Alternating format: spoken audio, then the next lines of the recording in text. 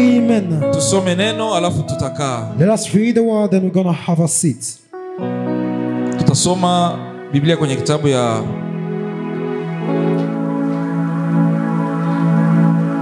cha Luka. We're going to read in the book of Luke. Sura ya 10. Chapter 10. Mstari wa 2. The second verse. Na tutasoma tena Mathayo sura ya 10. And after we're going to read Matthew chapter 10. Mstari wa 40 mpaka 41 au 40. Up to 40. Yeah, tunasoma from 40. Tunasoma Luka sura ya 2 mstari wa sura ya 10 mstari wa 2. We are reading first Luke chapter 10 the second verse. Karibu mama. Amen. Read the word of God. He said to them, there is a large harvest, but a few workers. To gather it and pray the owner of the harvest that he will send out workers to gather in the harvest. Amen. Amen. Mathayo sura ya 10. Matthew chapter 10. Nasoma mstari wa 40 na 41. Verse 40. Inasema, we read, awapokeaye ninyi amenipokea mimi, naye anipokeaye mimi amepokea yeye aliyenituma. Whoever welcomes you welcomes me, and whoever welcomes me welcomes the one who sent me. Ampokeaye nabii kwa sababu ya jina lake nabii, whoever welcomes a God's messenger because of his God's messenger atapata thawabu ya nabii, will share in his rewards. Amen. Amen. Amen. Amen. Tushangilie neno la Bwana. Let us clap for the word of the Lord.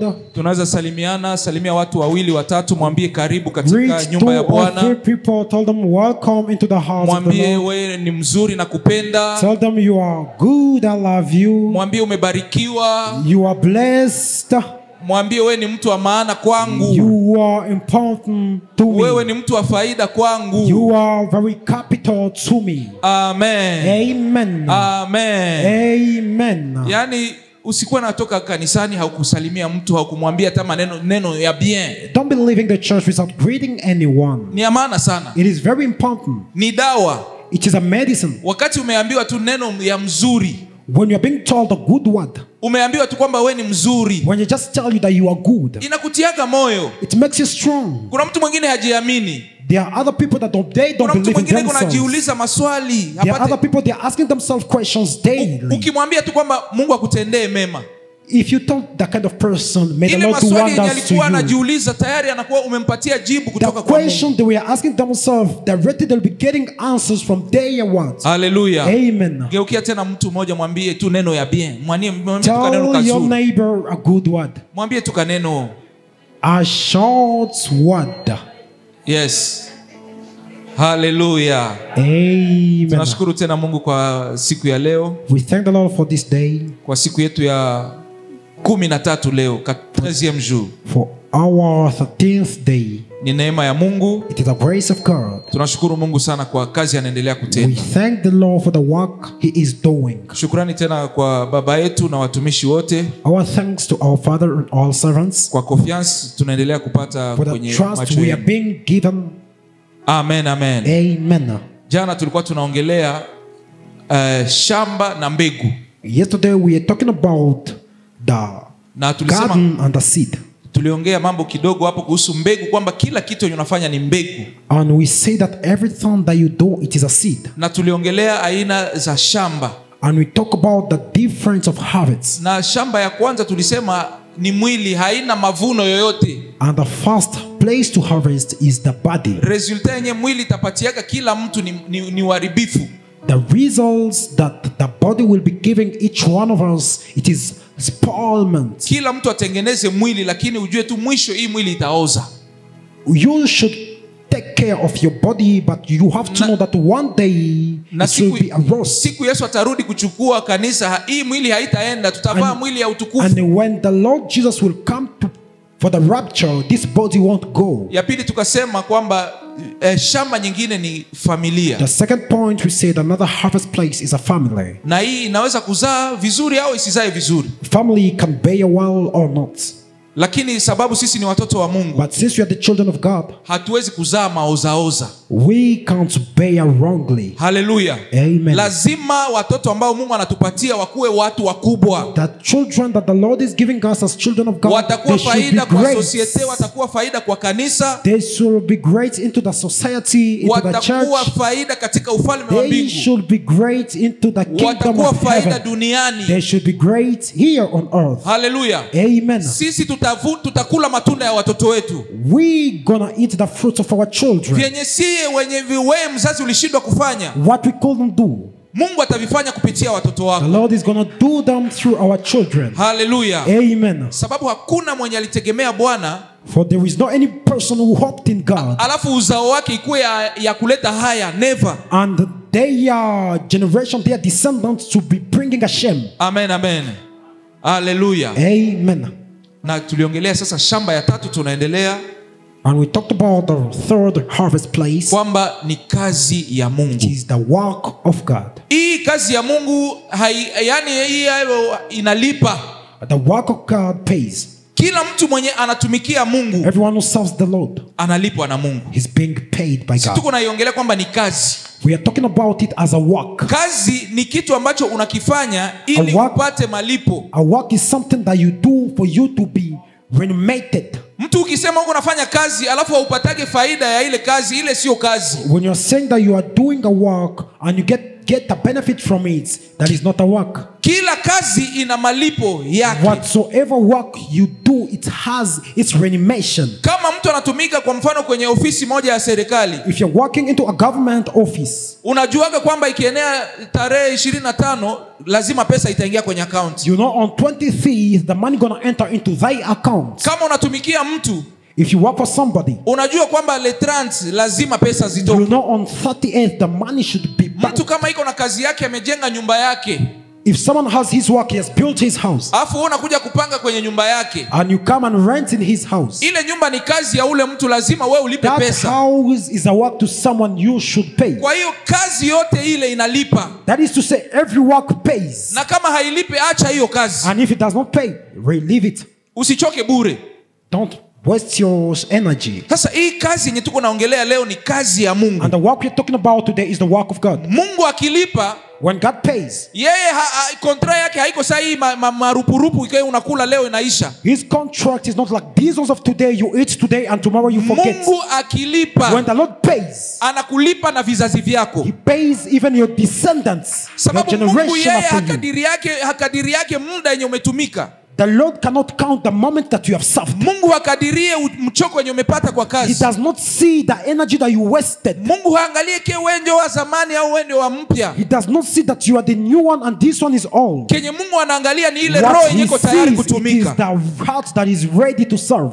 Amen, amen. Amen. Kila mwenye unajua nafanyaga kitu fulani kwa ajili ya Mungu. Everyone who knows I do this for the work of God. Na kuhakikishia kwa jina la Yesu utalipwa na yule Mungu. I am assuring you in the name of Jesus you will be paid by that God. Na malipo yako itakushangaza na itashangaza dunia nzima. And your remuneration gonna shake the world. Amen. Amen. Ngoja nikupe faida 3-4 za kutumikia Mungu, alafu tuende kwenye pointi ya leo. Let me give you three important points of serving the Lord. Wakati unatumikia Mungu, when you serve the Lord, jua kwamba unapanda mbegu ndani ya shamba ambayo ni moyo wa Mungu. You have to know that you are sowing a seed in a garden that is the heart of God. Yani ile service uko unafanya kwa ajili ya Mungu, the service you are doing for God, ni kazi ya kuimba, you are singing, kazi ya kufanya usafi ya kanisa, you always sweep mop the church, ya kuhudumia watumishi wa Mungu, you always give servant of God what to eat. Inawezekana unasaidia wajane, maybe you help widows, sadaka uko natoa, you give offertories. Ile ni mbegu, ni kazi uko unafanya. It is a seed, it is a work you are doing. Na kwenye uko naipanda, and where you are sowing, ni ndani ya moyo, ndani ya roho, it is in the heart ya Mungu of God. Hallelujah. Amen. Andika hii mstari. Write that point. Waebrania sura ya 6 mstari wa 10. Hebrews chapter 6 verse 10. Iko nasema Mungu yeye haiko mzalimu. He is saying that God is not. Mungu yeye analipaga. He pays. Wakati uko unapanda ndani ya moyo wake, When you sow into his hurts, asipokulipa leo, if he does not pay you today, jua kwamba kuna account bloke moja kwenye malipo yako iko naingia. know that one day there is an account where your Unafanya tena redemption is going to. Mungu iko na hesabu anaweka tu anaweka. As you are doing, the Lord is keeping. Na siku atakuja kukulipa. And when he gonna pay sababu you, yeye ni wa haki. for he is the righteous Habakiagi person. na deni ya He mtu. has never remained with someone is debt. Ulipanda ndani ya moyo wake. You sowed in his hurts. Moyo wa Mungu unafurahi. The heart of God is pleased. Malipo yenye utapata itakushangaza na itashangaza dunia. The remuneration that you're gonna get is gonna shake you and astonish the world. Wakati wote jua kwamba mbegu ya kazi yenye uko nafanya kwa ajili ya Mungu, whensoever you are, you have to know that the seed you are sowing to kazi uko nafanya kwa ajili ya Mungu ni mbegu uko naipanda ndani ya moyo wa Mungu. The work you are doing for God, it is a seed that you are sowing in the heart of God. Wakati mtu unafanyiaga unapokeaga surprise fulani kutoka kwa mtu, when you receive a surprise from somebody, wewe mwenyewe unajisikiaga kwamba huyu mtu niko na deni yake. By yourself you feel that this person, I really demand her. Mtu akikutendea kitu fulani kizuri, is someone do a goodness to you, hata heshima yenye ulikuwa nayo inaongezeka. Even the respect you had on the person, it's increased. Sababu amekufanyia kitu. Because he has done something. Ni hivyo Mungu wakati unafanya kitu anagisi unajifeel vile anajifeel pia. That is the same way you feel. That is the same way God feels. Na sasa ya Mungu ni ya nzuri sana sababu yeye analipaga. And the one of God is good because he pays after. Kufanya kazi ya Mungu, doing the work of God, ni kupanda mbegu, it is sowing a seed ndani ya destiny yako wewe, into your destiny. Hallelujah. Hallelujah. Amen. Una mission ambayo ilikuleta duniani. What brought you in earth? Mungu hakukuleta hapa bure. The Lord did bring you on earth for vain. Kuna kusudi kubwa sana yenye lifanya wewe hauyakufa mpaka sasa. There is a reason that is making you to be alive up to now. Sasa wakati uko nafanya kazi ya Mungu, now when you are doing the work of God, uko napanda mbegu katika utimilifu ya ile destiny yako. You are sowing a seed into an accomplishment of your destiny. Unajue kwamba sio kila mtu mwenye ameishi duniani kwamba amefanya kenye kilimleta.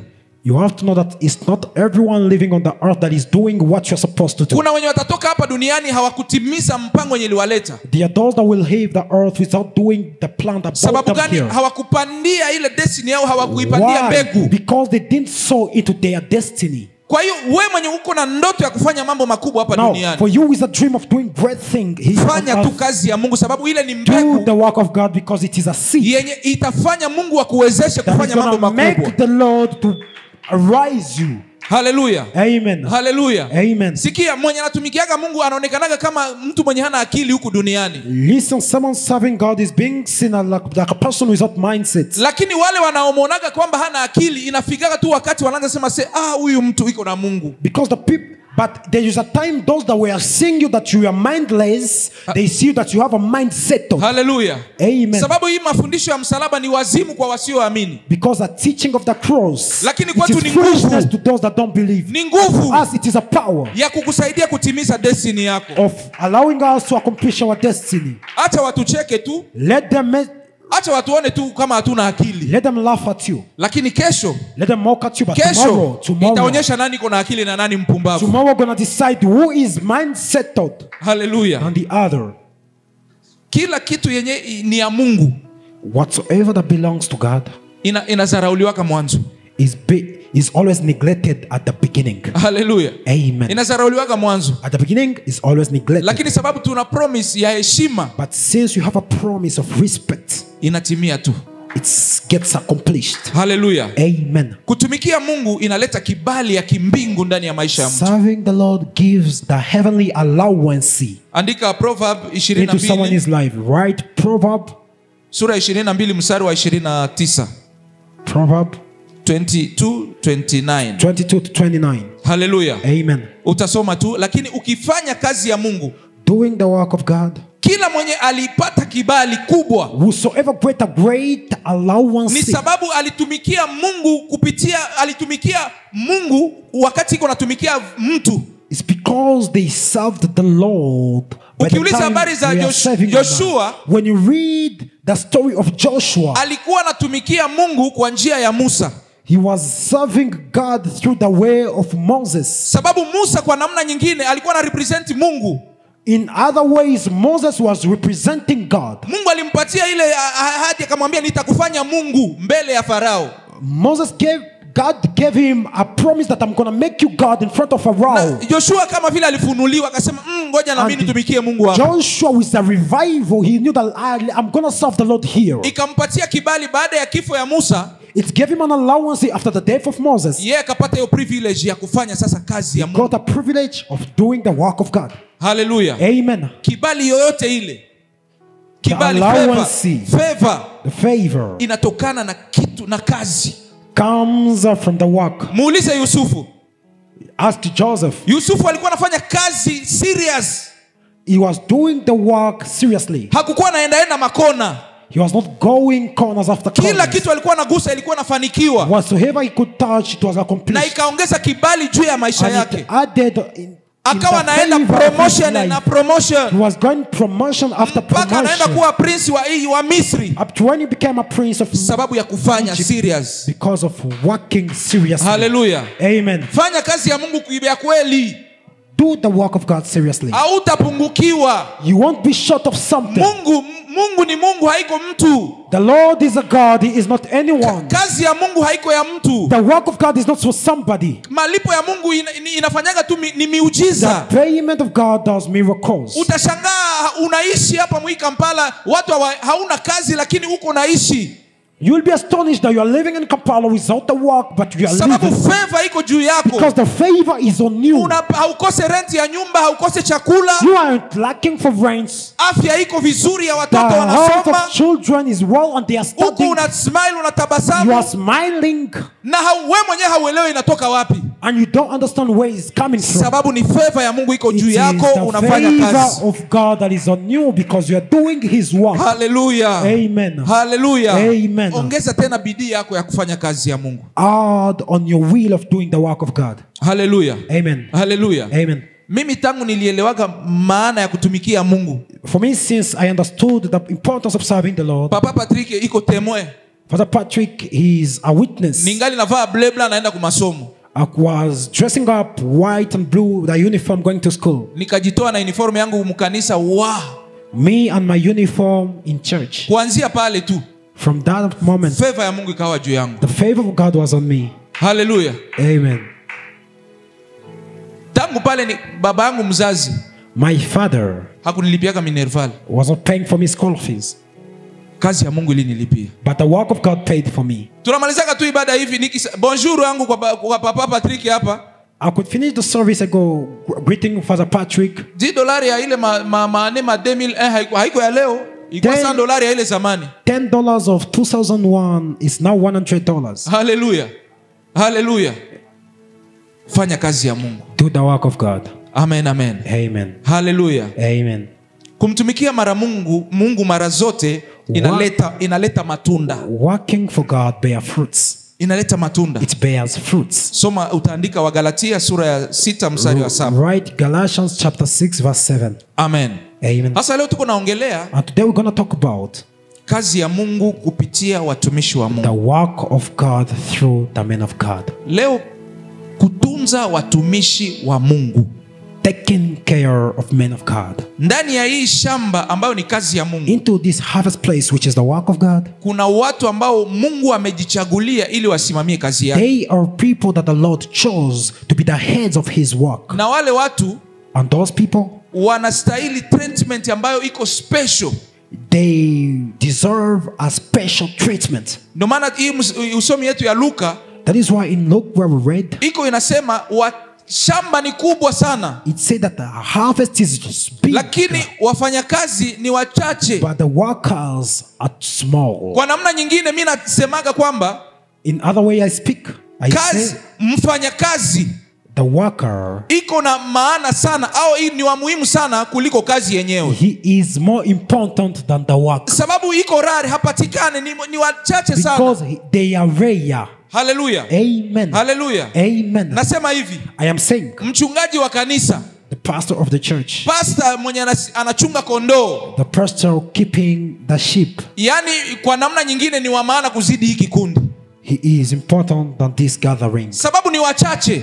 Because they are rare. Kondoo ziko 1000. The sheep are many, na mchungaji mmoja. but the shepherd is one. Sasa kondoo ikufe au mfanyakazi akufe?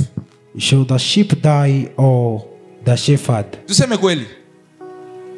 Wewe ukufe, kondoo zako zibakie, au kondoo ikufe wewe ubakie? Should your sheep die or you die? Nadhani kondoo ikufe.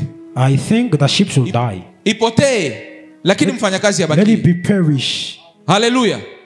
Niko nataka nikuonyeshe I want to show you thamani ya mtumishi wa Mungu. the importance of a man of God. Amen. Amen. Ni wa muhimu sana.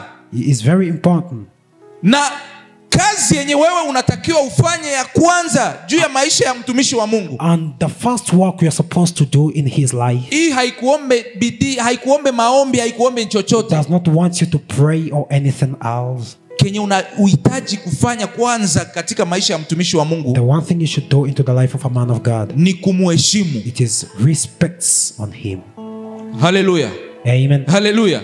Amen. Hakuna kitu yenye unaweza patia Papa Patrick hapa yenye itabadilisha maisha yake. There is nothing you can give him that can change his life. Au yenye haya pataka sahihi. Or something that he has never touched. Lakini before. roho yako ya heshima mbele zake, But your heart of respect to him, ina thamani kuliko hata dola 1000 nyungempatia. it is more important than the $1,000 you can give him. Amen, amen. Amen. Hallelujah. Upako yenye unaheshimu, The anointing needs respect. upako yenye unaheshimu The anointing that you respect ndio itabariki maisha yako. is the anointing that is going to bless your Mara life. nyingi watoto wa Mungu, Mostly children of God, na zaidi sana katika hii generation ya mostly leo, this generation, heshima imepotea kwa watumishi wa there Mungu. is no respect towards men of God. Wamekuwa tu watu wa kawaida. They have taken men of God like normal people. Zaidi sana kwa Wakongomani. Mostly, I talk about Congolese. Mimi mara nyingi wakati siku hapa nakuaga makanisa ya Waganda, Mostly when I'm not here, I'm in Ugandan churches. naonaga namna ambavyo watu ni heshima. Mimi nasemaga kama tu ni ya kweli hii heshima, I see the way they respect men of God. hawa watu wanastahili baraka In maradufu. some churches here in Uganda, Sababu haikuwagi kawaida wakati kunaongea na mtumishi. Yani haongeage naye kama mtu hivi. No, hamuonage kama mtu. I've realized that Ugandans don't talk to men of God like normal people. Hallelujah. Utaona iko sipendagi sana ile ya kupiga magoti, lakini yani wao kumanifeste heshima ni ile anapiga magoti. I don't like their way of down, but sometimes it's spontaneous. Hallelujah. Amen. Lazima Mungu atuvunje kabisa. The Lord should break us. Atupatie ile heshima juu ya watumishi He wake. should build that respect into us. Amen. Amen. Amen. Amen. Mimi nasema hivi. I am saying, yani kwa ajili ya maisha yako tu, for your life, kama hauheshimie Papa Patrick hapa, if you don't respect Pastor Patrick here, ndani ya moyo wako uko pale tu, kisha unakuwa unamuona kama mtu mmoja hivi wa kawaida, in your heart you are seeing him as a normal person. na kushauri kama mtumishi wa Mungu, hama kanisa. Nasema hivi, uhame kanisa.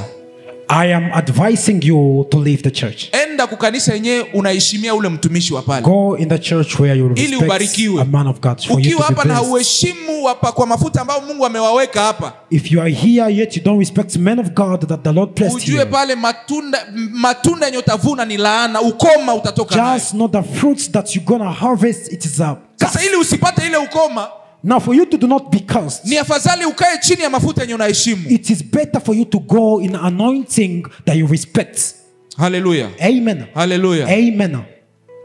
Inamisha tu kichwa yako dakika moja. Bow down your heads for 1 minute. Ambia Mungu, nipatie roho ya heshima tena kwa ajili Say, ya Lord, watumishi give wako. me the heart of respect towards your men of God. Toa ile mazoea ndani yangu. Remove that normality in me. Nitoshe ile roho ya mazoea. Let me remove that hurt of seeing Ya normal, kumzoea sana, sababu tunaonana kila siku. because we meet with the men of God every day. Sababu ni mdogo kwangu kwa umri au kwa nini, yani kwa namna yote ile Because tosha. he is younger than me, I start messing up around with them. Lord, remove. Ambia Mungu tu dakika For sifuri. 1 minute, just tell the Lord.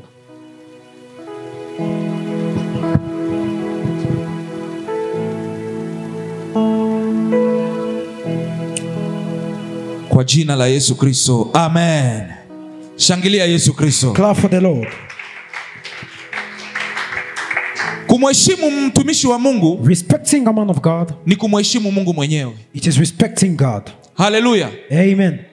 Ndio maana hii mstari kunasema anayepokea, That is when this verse is saying, Yesu kunasema mwenye anawapokea The one receiving you, ananipokea na mimi. he's receiving me. Hallelujah. Amen. Wakati kenye uko nafanyia mtumishi wa Mungu, What you are doing for the man of God, kisi uko na mheshimu, the way you are respecting the man of yani ile God, heshima iko naenda direct kwa Mungu. that respect is going direct to God. Hallelujah. Amen. Sababu huyo ana represent Mungu hapa duniani. Because they represent God here on earth. Anayemlisha mtumishi wa Mungu, The one feeding the man of God, mwenye anavika mtumishi wa Mungu, the one buying for him clothes. kwa namna nyingine huko naifanya kwa ajili ya Mungu mwenye In alimuita. the other ways, you are doing it for the God who calls him. Hallelujah. Amen. Hallelujah. Amen. Na kenye Mungu anaweza fanya neema yenye iko juu ya maisha yake, And the grace that is found on him, ahadi zenye Mungu aliweka juu ya the huduma promises yake, that was made on his ministry, zinakuwa zinaafekte maisha it's yako. going to affect your life. Sababu nyuma ya kila wito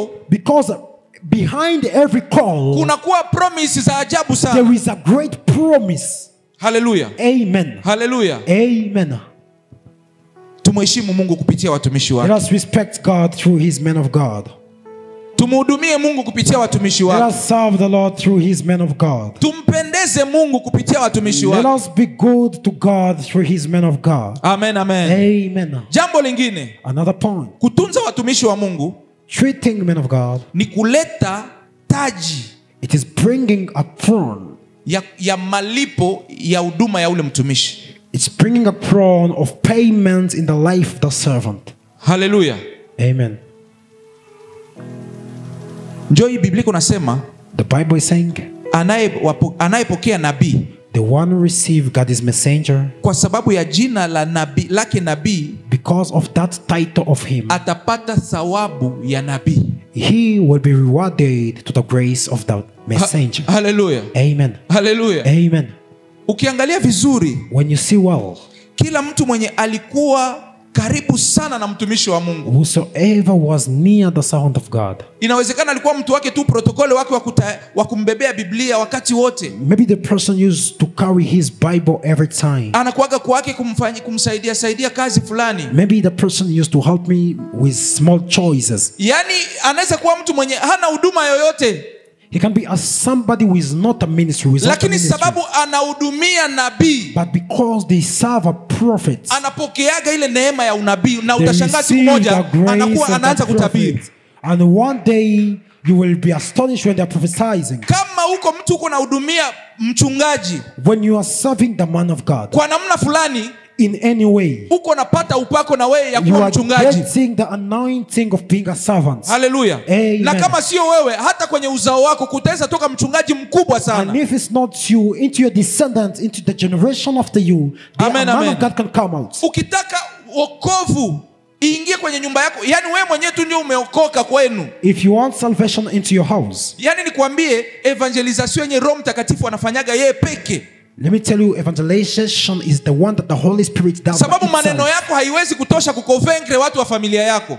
Your words can't make the people of your family Wewe jipatie to kazi, convince them. wewe jipe kazi Just give you the work ya kuhudumia mtumishi wa Mungu. of serving the man of God. Hallelujah. Amen. Hallelujah. Amen. Itafanya miujiza, wokovu itaingia kwa familia yako, It's going to make hautaelewa. miracle and salvation shall come into your house. Amen, amen. Amen. Amen. Amen. Sawabu ya taji.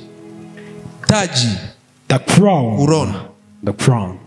Hallelujah. Amen. Hallelujah. Amen. Unahudumia pastor, unapata upako ya pastor. When you work pastor, you having an Unahudumia anointing of doctor, becoming ile a taji pastor. ya udokta iko nakuja juu ya maisha yako.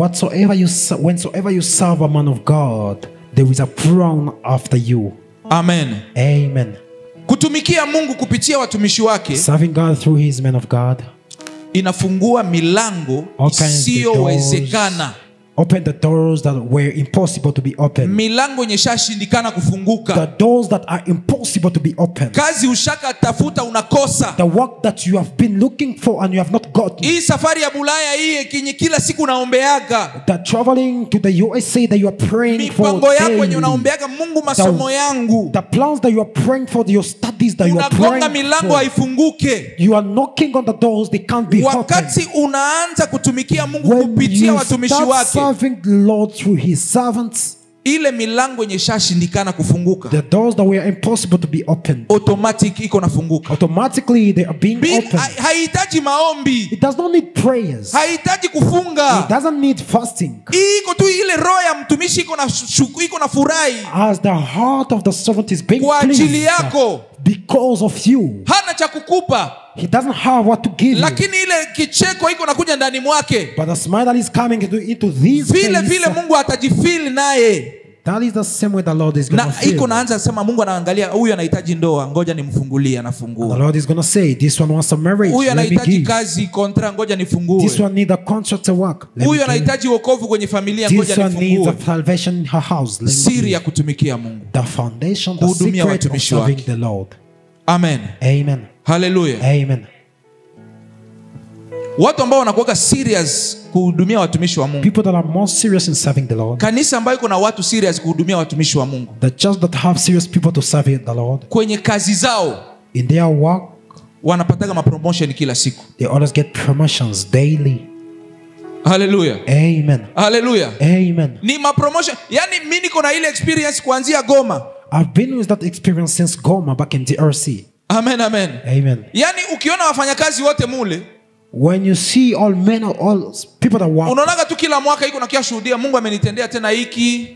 everyone who works, yearly they come, the Lord have done this. Kila mwaka iko na shuhudia miujiza ya promotion yenye kuna kuja kwenye Every maisha. year they are testifying the miracles of promotion. Mtu anapata kazi yenye hana niveau ya ile masomo ya kazi yenyewe. Someone getting a job without a study level. Sababu tu vile alikuwa anahudumia mtumishi Just wake. because they were working for their Mungu naye pastor. kuna muinua kwenye maeneo And the yake. Lord is raising them, is elevating them in their ways. Amen, amen. Amen. Tufungue milango katika kuhudumia watumishi Let wa us Mungu. open the door through serving the Lord. Amen. Amen. Amen. Amen. Kuanzia kwangu mimi hapa na sisi watoto wote wa hii nyumba. From me here to all children of this house. Tujifunze kufanya kitu yenye kila siku unajua kwamba hii wiki au hii mwezi nimefanya kitu kwa ajili ya pastor. Let us be doing something that you know that this week, this month, I've done this thing for the servant of God.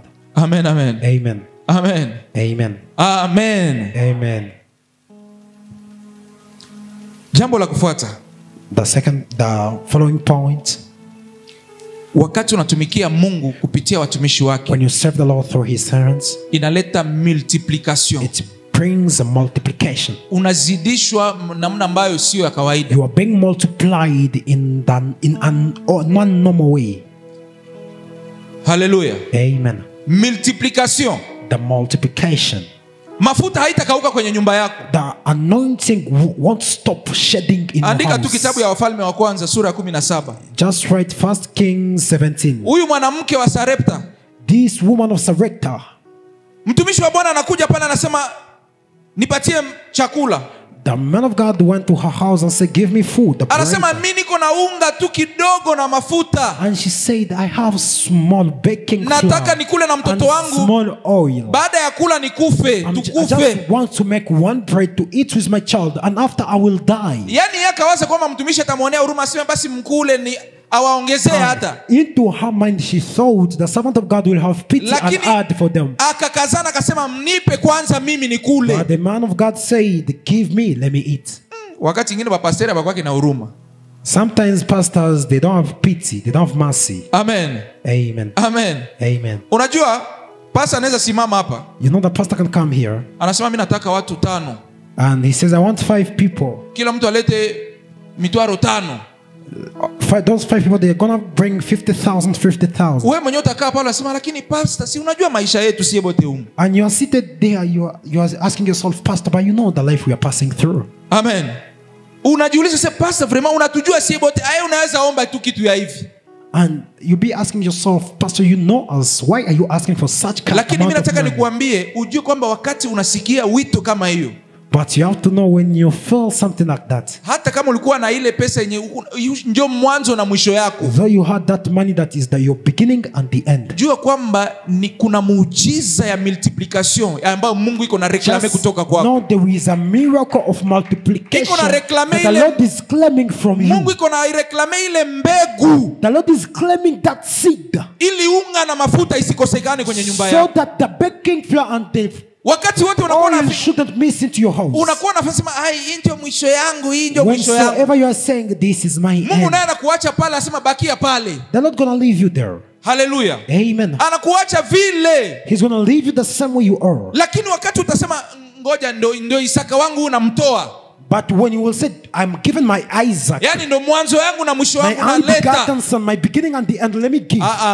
Mungu sio mzalimu. Mungu haiko enjiste. The Lord is not Mungu haiko escrow. He's not a robber. Mungu ni wa haki. He is the righteous man. Uzidisho yenye takuja kwenye maisha yako There will be a hautaelewa. multiplication that's going to come after your life that you will not understand.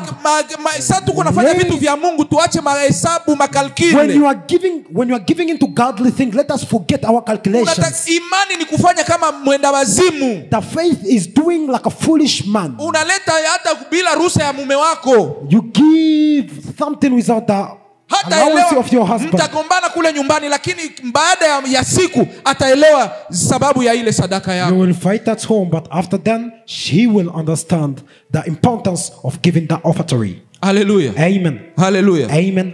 Huyu mwanamke Mshunami, this woman alidetect tu kwamba huyu mtumishi kisi anapitaga hapa kila siku. She only detected that since this man of God passes here every day, akasema huyu lazima akuwe na hitaji ya kupumzika. And she was saying maybe he needs to rest. Akajenga kashambre kule kwa etage. And she built a small room there. Akasema mtumishi wa Mungu utakuwa nalala hapa. She said, man of God, you will be sleeping here. Akaweka kila kitu. She placed everything. Ingekuwa leo angeweka climatizer.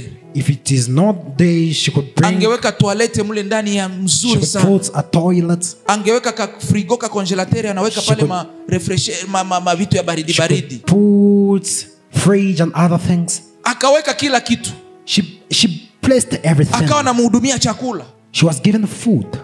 Kama iko na gari anamwambia basi ongeza karibira, anampatia envelope. If it's nowadays and maybe he had a car, they could. Hakuomba. She was not praying. Hakuleta sujet, papa niombe hiki, hakusema. She didn't say, Father, pray for me. I need hakufunga. This. She didn't fast. Hakuonyesha hitaji yake. She didn't even show her request. Alifanya tu. She was just doing. Lakini Mungu alidetect hitaji ya ile nyumba. But the Lord detected. Akasema hii nyumba inakuwa baridi. And he said, why is this house lazima nilete mtoto hapa nyumba ichangamuke. Let me bring a child into this nyumba ikachangamka. And the house. Hata ule mtoto alipokufa, when the child died, alirudi sababu gani? Sadaka inanena. Because the offertory was shouting. Hallelujah. Amen. Hallelujah. Amen. Turudi kwenye yani turudilie ile tabia, sababu ilikuwa kanisani lakini leo inaanza potea. Let us come back to the behavior. It was in church before, but it has gotten lost. Hukumu wa maisha inaendelea kuwa magumu sababu sisi wenye tunaamini hatutumie silaha ambayo Mungu alitupatia. The life is becoming more hard because us the believers, we are not using the weapons that the Lord gave us. Amen, amen. Amen. Hallelujah. Amen. Unajua kuna pastor ni mtu, ni binadamu. The pastor is a man of God. He's a human being. Iko na memory. He has a memory. Amen. Amen. Iko na memory. He has a memory. Na mtu yote ambaye anakuaga unakuwa naye wakati wote.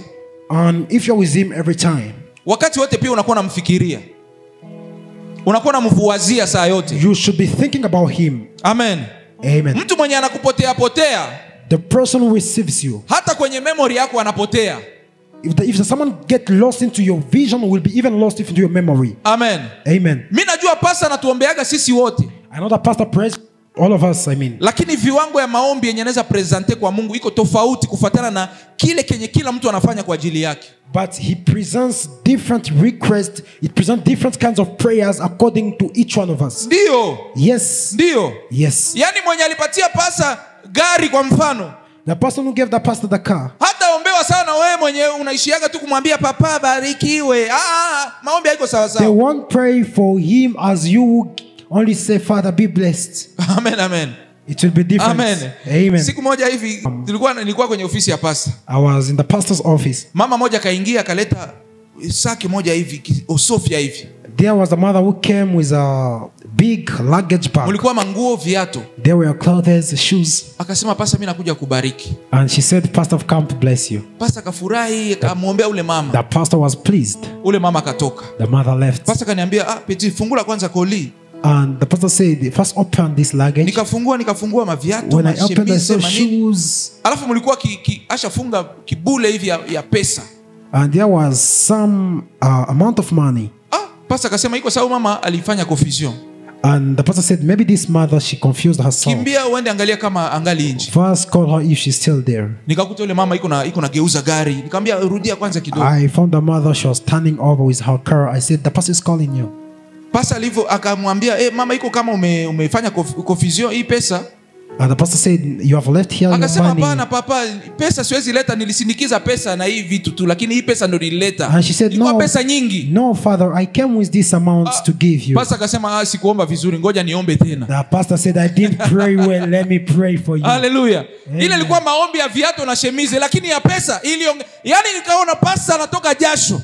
The pastor only prayed for the shirts and shoes, but when he saw money, he added the level of praise. Matokeo yake itaonekana kwenye maisha yako. Now you think when he's sweating, usitake tu pastor atoke jasho ya kukuombea maombi ya kukemea mapepo. Don't let your pastor to only sweat while he's atoke jasho ya kukubariki, ya kukumbuka sadaka yako. Let him sweat when he's blessing you. Amen. Amen. Simama tuombe Mungu. Raise up so that we may pray, God.